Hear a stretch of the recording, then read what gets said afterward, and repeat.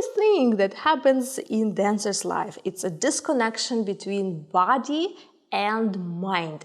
It's the situations when you understand the movement and you understand how your muscles should work, but it's not happening in your body. Hello everyone, welcome to the Yana Dance Club. It's a new week and new week of practice all together. In terms of new stuff at the Yana Dance Club this week, we have two updates. First, it's a new choreography. It's Eskandarani choreography with Malaya in Alexandrian style. This is first choreography in this style in our library, and I was very happy to add it. The very cute song.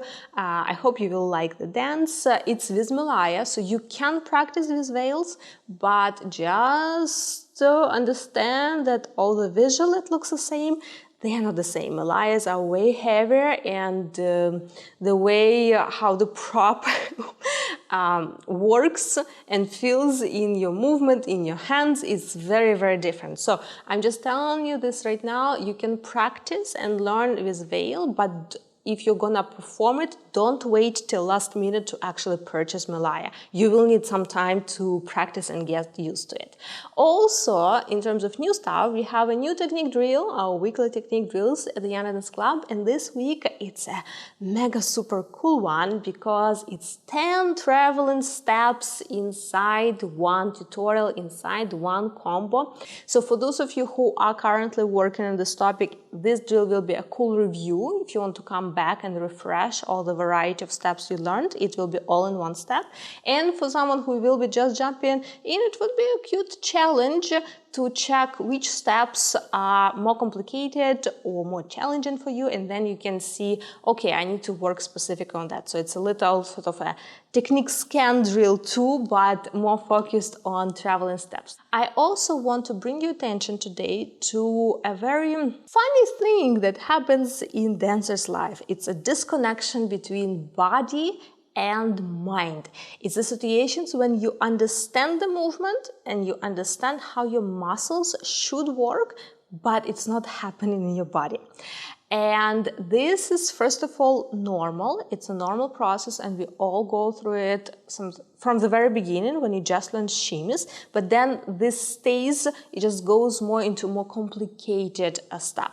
But the reason why it happens is because just because you understand the movement doesn't mean your body will necessarily respond to your mind cues immediately. You need some time to develop body and muscle memory. That's why drilling and polishing is so important. That's why I do this technique drills, which is the idea that you will be also repeating them in different variations, and sometimes they combine the same steps in different drills, so you again come back to it again and again and again in order to polish, repeat, and create this body muscle memory in your body.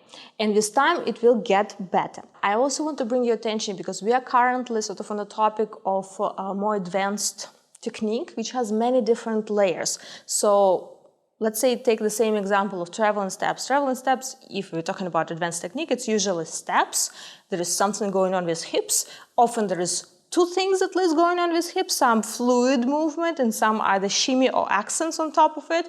Then we have transfer of weight because of steps, so not only movement in space, but shifting, are we on right leg or left leg, how it influences our movements. There's something with arms, something with head, etc. So in order to polish that complicated step, you sometimes need to digest and break it down and polish each moment separately. Working on speed is different than working on sharpness. Working on arms is different than working on hips. So if you're trying to polish this complicated step all at once, your body is working a lot. It has a lot of things to remember, a lot of cues to give to your body, and then it already gets confusing just because of so many different elements. Plus, if you don't have muscle memory on certain elements of the steps, it gets to a level sometimes of disaster. And you think, like, I know what's supposed to do, but then I watch my video, it's completely something different. This happens because of this mind-body disconnection when we are trying to build that connection. So